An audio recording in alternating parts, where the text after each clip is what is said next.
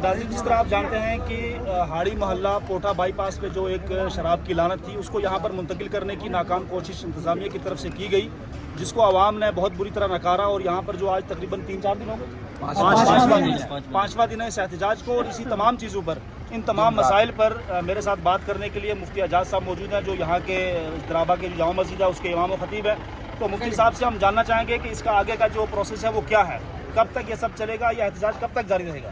السلام علیکم ورحمۃ اللہ تعالی وبرکاتہ۔ میں سب سے پہلے تو آپ کا شکریہ ادا کرتا ہوں کہ آپ ہماری آواز کو بلند کرتے ہیں، اعلیٰ سطح تک پہنچانے میں ہماری مدد کر رہے ہیں۔ آپ ہمارے پاس آئے، ہمارا درد آپ نے سمجھا۔ میں اس ٹھیکہ جو یہاں رکھا گیا یہ بالکل غیر قانونی ٹھیکہ ہے، انلیگل ٹھیکہ ہے۔ یہاں اس کا کوئی جواز نہیں ہے، کوئی ان کے پاس یہاں کی پرمیشن اور یہاں کا لائسنس نہیں ہے۔ جب ہم نے گزشتہ جمعے اپنی مساجد سے محرم کے پروگرام کی ایک اعلان کیا اور ڈیٹیل بتائی کہ ہمارے پروگرام اتنے سے اتنے ٹائم تک چلیں گے، اور ان اعلانوں کے جو ہیں پس پشت اس کے پردے میں انہوں نے یہ سوچا کہ یہ مسلمان، یہ لوگ، یہ عوام، یہاں زیادہ تر مسلمان آبادی ہے، اور یہ سب اپنے اپنے جلوس میں اپنے اپنے پروگراموں میں لگ جائیں گے اور ہم کامیاب ہو جائیں گے۔ یہ چپکے سے آئے اور آدھی رات میں آ کے یہاں انہوں نے شراب رکھ دی، جس کا ہمیں علم نہیں۔ دوسرے دن ہم پروگرام میں تھے، ہمیں خبر ملتی ہے کہ رات کو یہاں شراب رکھی گئی ہے۔ ہم جلوس وغیرہ سے فارغ ہوئے، آ کے یہاں دیکھا، یہاں کے مقیمی لوگ جو یہاں ہمارا گلدستہ ہے، ہندو برادری ہے یہاں بیچ، انہوں نے ہمیں کہا، ہمیں بھی پتہ نہیں، بعد میں جب خبر ملی تو ہم نے یہاں پر زور مذمت کی اور فوراً ہم نے احتجاج شروع کر لیا۔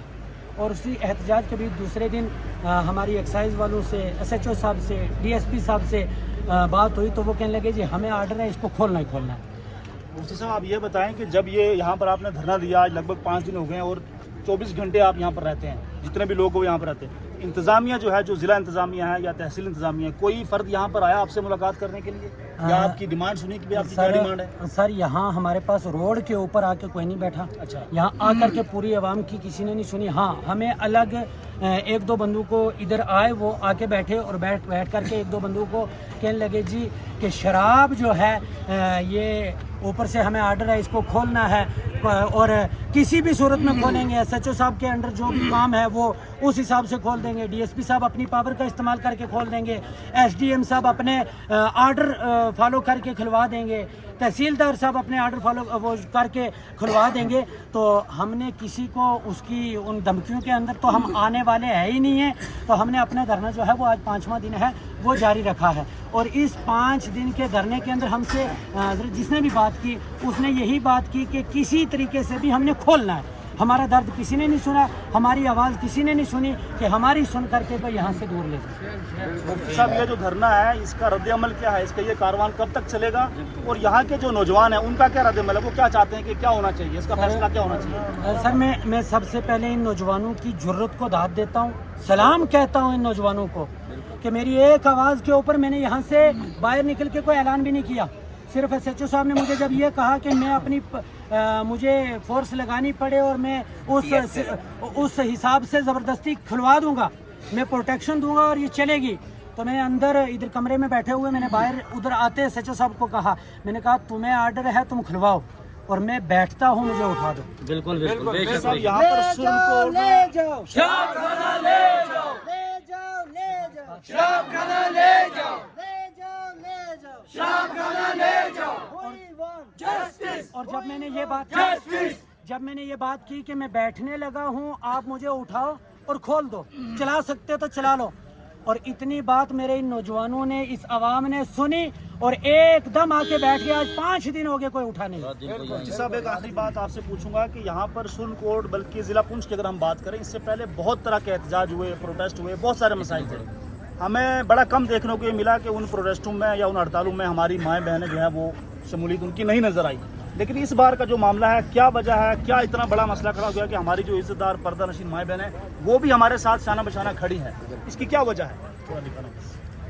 ہماری مائیں بہنیں سر جو ادھر اس وقت بیٹھی ہیں، وہ ان کی وجہ یہ ہے کہ ہر ایک ہماری نوجوان بہن، ہماری ماں، ہماری بچی کی یہ کہنا ہے کہ ہم جو شادی شدہ ہیں وہ بھی کہتی ہیں کہ ہمیں شرابی شوہر کی ضرورت نہیں، जो बहनें हैं वो कहते हैं हमें शराबी भाई की ज़रूरत नहीं, हमें शराबी भाई नहीं बनाने। बच्चों वाली माएँ कहती हैं कि हमें बच्चों को शराबी नहीं बनाना है, और ये अपने बच्चों की मुस्तकबिल के लिए, अपनी आने वाली नस्ल की मुस्तकबिल के लिए यहाँ घरों से निकल करके आगे बैठी हैं, इस लड़ाई में हमारे साथ शामिल हैं। और ये लड़ाई के बारे में आप पूछ रहे थे कि धरना कब तक चलेगा। ये धरना हम मुसम्मम इरादा करके आए हैं। ये जो गले में मेरे आप चादर देख रहे हैं, ये मैं कफन लेके निकला हूँ, मार जाऊंगा, लेकिन धरना तब तक नहीं छोड़ूंगा, नए लोगों को उठने दूंगा जब तक शराब नहीं उठाई बंद नहीं होती। मुफ्ती साहब, जिस तरह आपने जो सारी बातों का जिक्र किया, इस ज़िले का, ज़िला पुंछ की अगर हम बात करें, किसी भी ज़िले में आप चले, ज़िले का जो सबसे बड़ा ऑफिसर है, जो डिप्टी कमिश्नर, जिसको हम डीएम भी बोलते हैं, बहुत सारे अल्फाज लोग बोलते हैं, उनकी तरफ से कोई अप्रोच आपके साथ हुई, या उनका कोई आपके पास किसी भी तरह का कोई पैगाम आया? सर, हमारे पास तहसीली इंतज़ामिया आए हैं, ज़िली इंतज़ामिया हमारे पास नहीं आए, और एक्साइज वाले जो हैं वो बड़ी बड़ी सतह तक आते हैं, लेकिन इंतज़ामिया की तरफ से डिप्टी कमिश्नर साहब के लिए क्या मैसेज है कि वो क्या करें और इसके ऊपर कोई हतमी राय कायम करें या डिप्टी कमिश्नर साहब से, डीसी साहब से, मैं डीएम साहब से सबसे ये नाराज़गी का इजहार करूँगा कि हम आपके बाशिंदे थे, आपकी रियाया थी, आप हमारे मालिक हैं, हमारी अड़ी, हमारी जिद, हमारा रोना आपके सामने था, लेकिन अफसोस, सद अफसोस कि आपने हमारी अभी तक बात नहीं सुनी। आप रोड पे हमारे पास नहीं आए। क्या आप हमें अपना नहीं समझ रहे हैं? क्या हम यहाँ रो रो के मर जाएं? बंद करो, बंद करो, बंद करो, बंद करो, बंद करो, बंद करो। मुफ्ती साहब, यहाँ पर इस टाइम जितने भी लोग बैठे हैं, नौजवान हैं, बच्चे हैं, बूढ़े हैं, माएँ बहनें हैं, औरतें हैं, क्या ये लोग आखिरी दम तक आपके साथ चलने के लिए तैयार हैं? हम बाहर से आके चलते हैं जनाब, मंडी से इंशाल्लाह।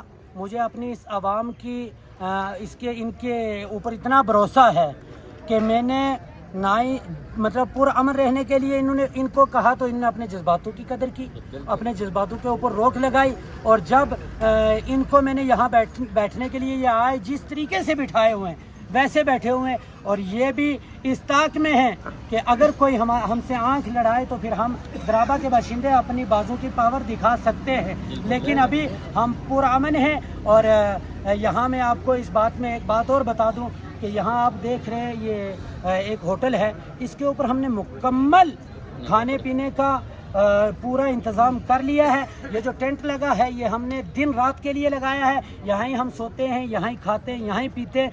जितना लंबा दरने चले, हम अपने घर में हैं, हमें कोई परेशानी नहीं है। सबसे बड़ी परेशानी है जो हमारे यहाँ शराब रखी हुई है। बहरहाल जी, हमारे साथ बात करने के लिए यहाँ मौजूद थे मुफ्ती एजाज साहब। उनकी जो गुफ्तगू थी वो आपने सुनी, और उनकी गुफ्तगू से हमें यही हासिल हुआ कि वो तब तक यहाँ से ये जगह छोड़ने वाले नहीं हैं जब तक कि ये जो नजासत और गलाजत यहाँ से नहीं हटेगी। यहाँ से कोई भी नौजवान हटने के लिए तैयार नहीं है। क्यों भाई, आप लोग नहीं चाहिए, नहीं चाहिए, नहीं चाहिए, नहीं चाहिए, नहीं चाहिए, नहीं चाहिए, नहीं चाहिए, नहीं चाहिए, ले जाओ, ले जाओ, ले जाओ, ले जाओ, ले जाओ, ले जाओ। We want justice, we want justice, we want justice. ले जाओ, ले जाओ, ले जाओ, ले जाओ, ले जाओ, ले जाओ। नहीं गुलेगा, नहीं गुलेगा, नहीं गुलेगा। जबरदस्ती नहीं चलेगी, नहीं चलेगी, नहीं चलेगी। गुंडागर्दी नहीं चलेगी, नहीं चलेगी, नहीं चलेगी। तानाशाही नहीं चलेगी, नहीं चलेगी, नहीं चलेगी। We want justice, we want justice, we want justice. शुक्रिया जी।